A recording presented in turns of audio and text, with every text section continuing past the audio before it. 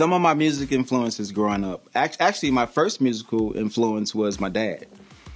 My dad was a pastor all my life. All that I knew him, you know, he was a pastor. But you talking about somebody that had an amazing voice. Honestly, I think that he if he pursued it, he could have been a star. But you know, that wasn't in his cards. He would always make us come to his little office, and he'd play the guitar, and he'd sing his favorite song, his favorite gospel song, "This Little Light of Mine," and he'd make me and my brothers chime on in whether we wanted to or not. You know, didn't really want to, but that influenced me. It kind of made me realize that, you know, I have a talent. Actually, before I produced, I was more of just a singer. But my first instrument was percussions. And I played drums in the church. And I didn't actually start playing piano until high school. My sister, she was pianist at my dad's church. And she was playing in church since she was 7 years old, you know? And this is a funny story because she always said that I came and started playing the piano for 3 months and then I was good as her, you know, and she'd been playing all her life. That's one of my influences. But as far as what I listened to, my dad had all these old records, and the Mighty Clouds of Joy, that was like his favorite group at that time.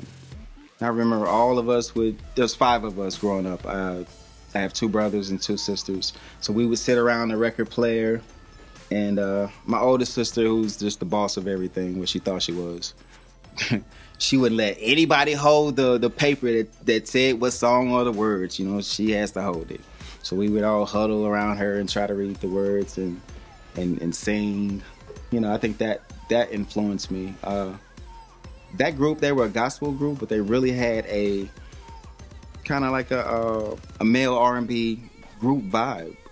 But as far as secular music, I think my first love kind of came from my older brother. He wasn't that much older than me, but it always seemed like it. I don't know why. Still now, we're probably a year and a half apart, but so he brought a Prince album into the house, which of course my dad didn't know about, because you know you weren't gonna play Prince in Pastor Kent's house. Right, so he plays a Prince album, and I'm like, oh my God, what is this? What are these sounds? Who can make a guitar sing like that? And it was some freaky shit. Like, I'm like maybe 10. In the song titles, I think the record we listened to was called Come or something. Yeah, so it was some wild shit.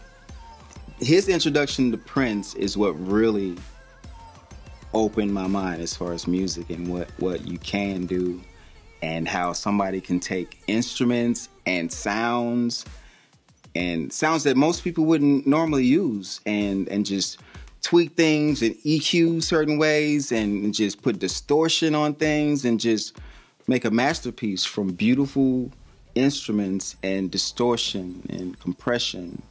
You know, that's really the thing that really piqued my interest in. You know, I might want to do this for a career. So a pivotal moment in my career is I had a dream. Like, it was years before I was even a producer. I had a dream, and I saw myself on a stage, and there were thousands of people all around. So after I had this dream, I went to Detroit because we did a record on D12, Eminem's group. They actually picked a record of ours, and that record was 40 ounce. We were actually backstage.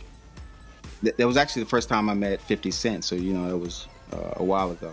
So we were backstage, and I looked out into the crowd, the same vision I had in my dream. I saw that, and it felt like that was something that was complete. And at that moment, I knew that I was exactly where I was supposed to be. It was a connection from my dream to the now.